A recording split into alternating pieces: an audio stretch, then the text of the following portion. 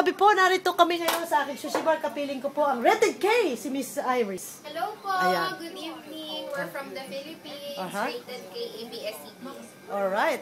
Ano na napuntahan mo dito sa Japan? Kakaloka mo. Sige na, sige na. Hiroshima and Nagoya. Oh, anong feeling mo? Nasang bansang malamig ka? Anong nakita mong maganda na wala sa atin sa Pilipinas?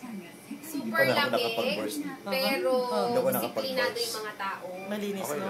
Sa pila ng tren, walang nakikipag-unahan. Disyo, behave ano? Mabilis lahat ng bagay. Oh, disyo. Pati oras. Sa mga hapon. Mababait po sila. Mababait sila. Ay, sa sushi bar ko, ano masasabi mo sa kinain mo sushi at saka panga? Yung inihaw na Panga? panga, Alright. yung, ano yun ma'am? Kamayaki.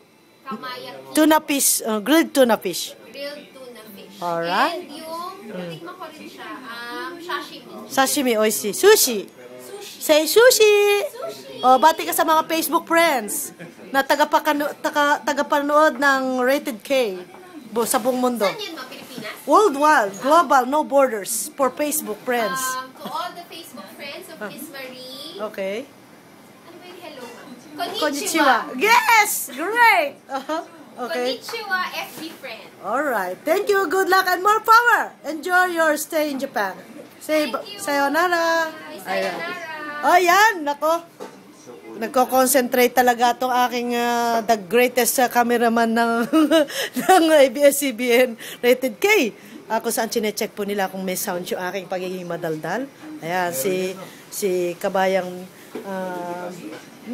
Noli Di Castro dyan ayo. Kakoy na.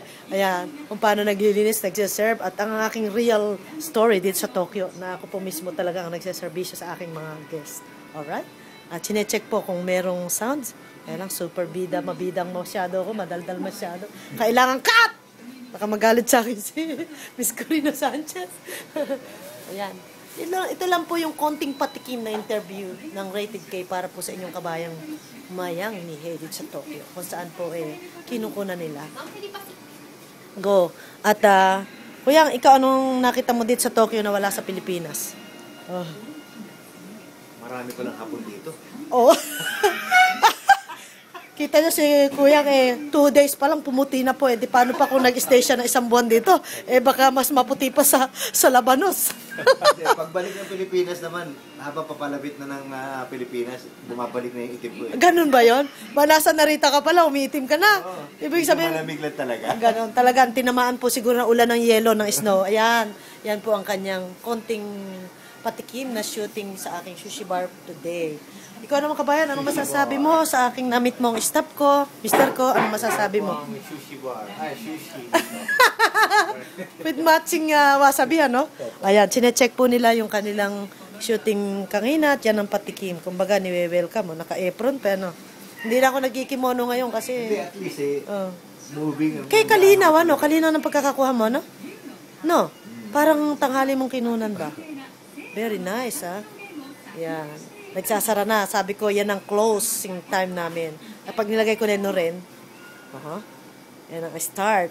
Morning face. Good morning, Minasang! Pasensya ka na. Ang dami kong trabaho pa dyan. Pamiyami, pag alis nyo. Na-adapt ko yung mga kuha ng ano. Nang? Yung sa GMA, yung dokumentary nila. Continuous na. Nakakatuwa kasi yung real ano nila. So, bukas, iikot po sila sa Asakusa, sa Skytree, of course, sa Odaiba, sa... Odaiba is the Tokyo Bay, ma'am? Yes, sa Tokyo Bay, reclamation area, na the best in Japan. Yun ang gusto ko. At saka po sa Shinjuku, Kabukicho. Ayun. So, kung iikot po sila at mag-ocular inspection. Ayan. Yan. Kabukicho. Kabuki kasi means dance, Japanese dance. Cho means avenue, parang ganon. Yun yung, kung kasi nagsasayaw, kaya sinabing kabukicho, may nagpapalabas ng dance doon, nung araw. Ne? Ayan, kabukicho, kabuki. Kanina ma'am, nung tumawag ako sa'yo, di ba sabi ko, akala ko po 8 o'clock kami matatapos. Dito ako tumingin. Ito kasi. Philippine time. Yeah. Yung cellphone ko yung nakanda. Disyo, ayan si Tencho. Tencho! Utsuteru yo, cho utsuteru. Handsome boy da yo, Tencho. Si Tencho. Extra. Pero masyadong malinaw, puti. So, doon kayo sa Ginza tutuloy. Ngayon 3. Otsukare-sama. Great job, well done. Maganda sa place nyo na yun kasi andun lahat sentro. The most expensive place in Japan, ang Ginza. Andun lahat ng mga famous brand. Yun nga, magpapastand upper ako dun, mami. Oh. Kung Kaya Brand nga yung Street. tanong sa press ko kanina.